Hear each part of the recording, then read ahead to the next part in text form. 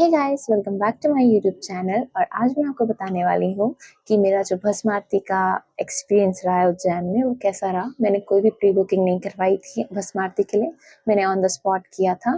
तो कैसा प्रोसीजर रहा है, क्या कब कैसे मैंने किया, ये सब आपको मेरे इस ब्लॉग में जानने को मिलेगा। तो स्टे ट्यून्ड। जय श्री महाकाल। गाइस हम लोग जा रहे हैं अभी उज्जैन महाकाल, तो महाकाल भगवान की जय।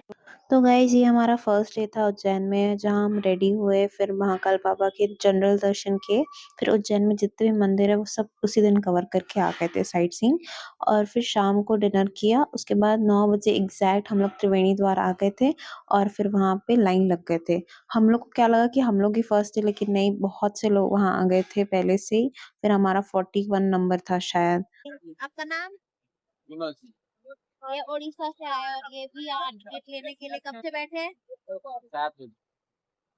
और ये हमारे एक नए फ्रेंड है। ये कौन है? और आप? गुरप्रीत सिंह। गुरप्रीत सिंह, कहाँ से आए आप?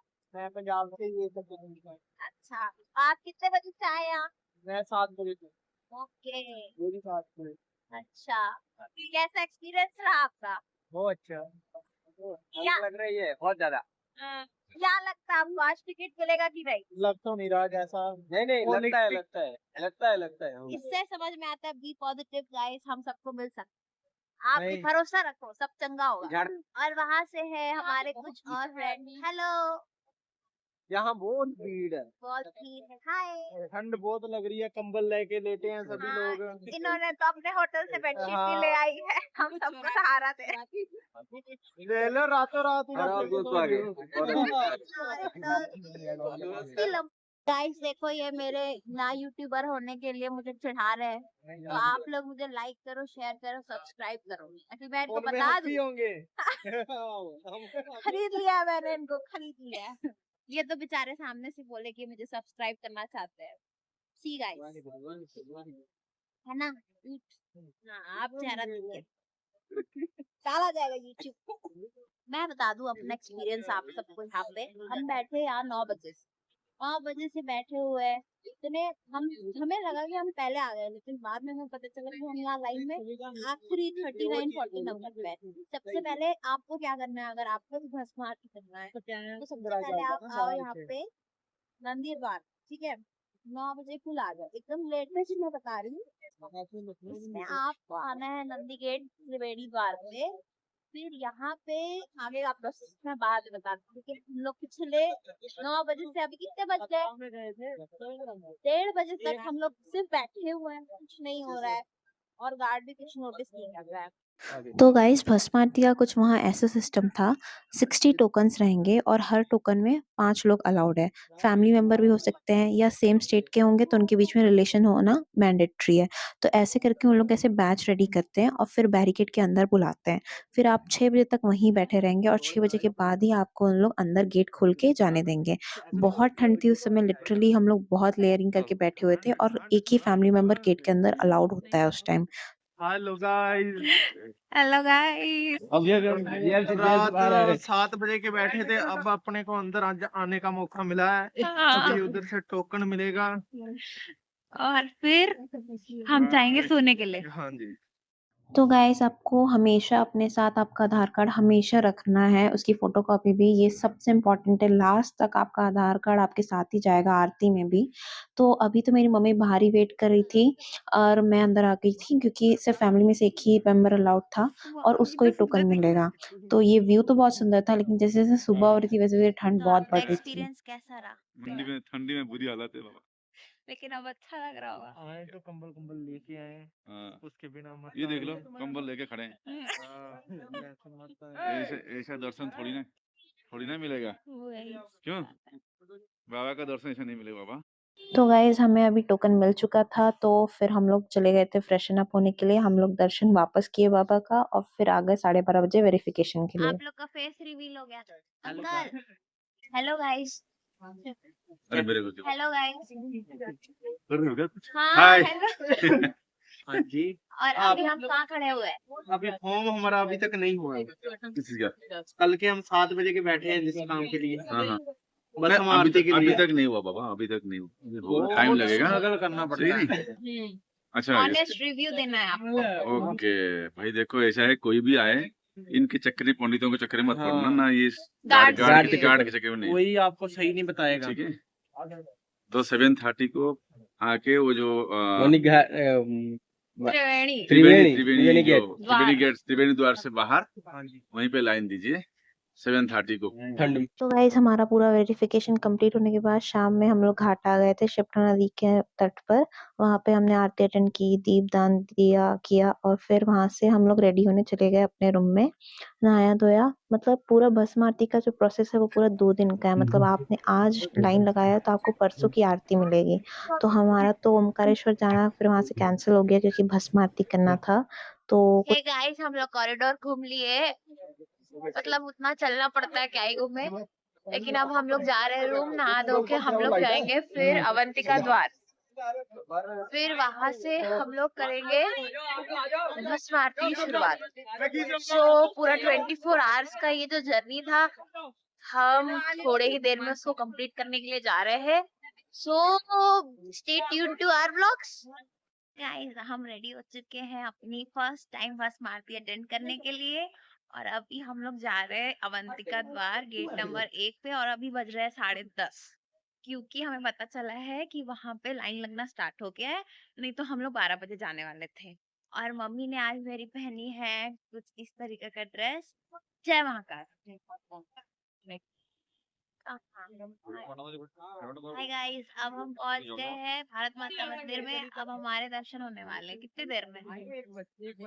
आधे घंटे में नहीं होने वाले हैं। हाँ, फिर 4 बजे, 4 साढ़े 4 बजे से आरती होगा।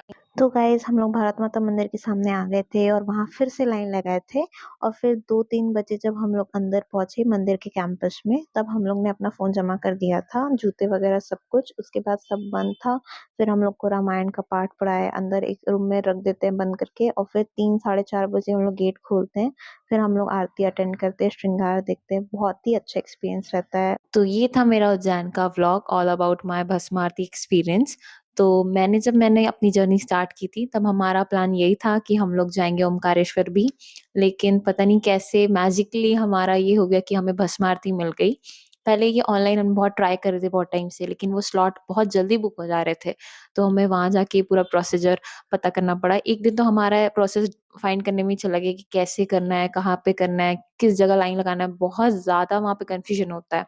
तो आप लोग भी अगर जा रहे हो तो अच्छे से क्लियर कर लेना, वहाँ पे अच्छे से सबको पूछते रहना, और ये व्लॉग आपको शायद हेल्प करेगा, क्योंकि जैसे मैं बताई कि आपको हमेशा अपना आधार कार्ड रखना ही है ऑल द टाइम, और उसकी फ़ोटोकॉपी भी, क्योंकि उन लोग हर जगह आपको माँगेंगे कि आपका आधार कार्ड दिखाइए, बार-बार वेरिफ़िकेशन होगा।